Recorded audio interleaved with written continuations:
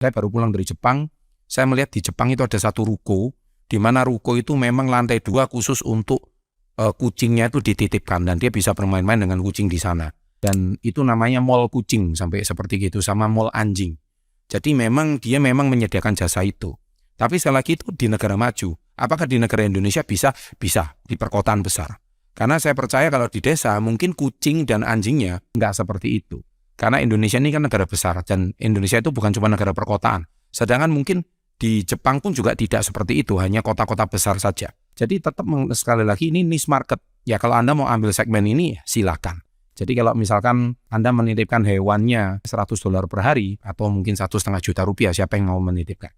Mungkin di Indonesia ada, tetapi sekali lagi itu segmented. Kebutuhan akan konten berkualitas terus meningkat, tetapi belum banyak jasa yang menawarkan pembuatan dan editing konten secara profesional. Ini mungkin lebih tepatnya jasa konsultan editor kali ya, atau menjadi seorang editor. Banyak pesaing sih menurut saya, karena ini cuma bisa diterapkan karena demand yang sudah ada. Jadi kecuali Anda memang harus menjual sendiri, karena persaingannya juga cukup ketat. Memiliki kalian dalam bidang ini, sehingga Anda memiliki kesempatan untuk menjangkau pangsa pasar.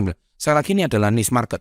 Kalau memang marketnya adalah orang yang membutuhkannya, silakan. Tapi kalau Anda tidak membutuhkannya, lagi-lagi nanti besar pasak daripada tiang. Jangan-jangan Anda sudah impor mesinnya yang sangat mahal, penjualannya sangat minim, jangan-jangan masih rugi. So Anda harus test market dulu. Saya kan dalam bisnis ini cukup banyak, tapi pendekatan yang unik menargetkan niche tertentu, misalkan driver berpenampilan menarik dan wawasan luas.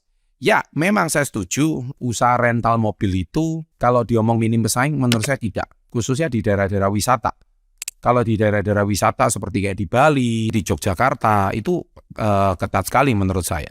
Tapi kalau mungkin di daerah kalian, banyak orang mau menawarkan jasa sewa mobil, mungkin daerah kalian bukan daerah wisata, permintaan atas produk organik terus meningkat, tetapi supply masih belum memadai, sehingga bisnis ini memiliki prospek yang sangat baik. Memang ada betulnya permintaan produk organik naik terus, tapi supply-nya belum mengejar. Jadi ini memang tergantung ya, dan menurut saya Anda harus bersaing dengan pemasok-pemasok pupuk yang menjadi dominan di daerah tersebut. Sekali lagi, organik memang minim, tapi karena petani itu juga bersaing dengan harga-harga pupuk yang sudah ada, menurut mereka mau cari pupuk yang paling murah, yang bisa bersaing, karena hasil panen yang mereka berikan pun belum tentu bisa meng-cover biaya produksi. Tapi ya tidak mudah ya kan, karena mungkin orang Meksiko yang tinggal di sini mungkin juga jumlahnya sangat sedikit. Tapi kalau Anda menjual makanan Jepang, atau menjual makanan Korea, atau menjual makanan Asia yang lainnya, menjual makanan Thai, itu mungkin juga bisa. Tapi disesuaikan dengan harga lokal. Kembali lagi, harga itu sangat menentukan.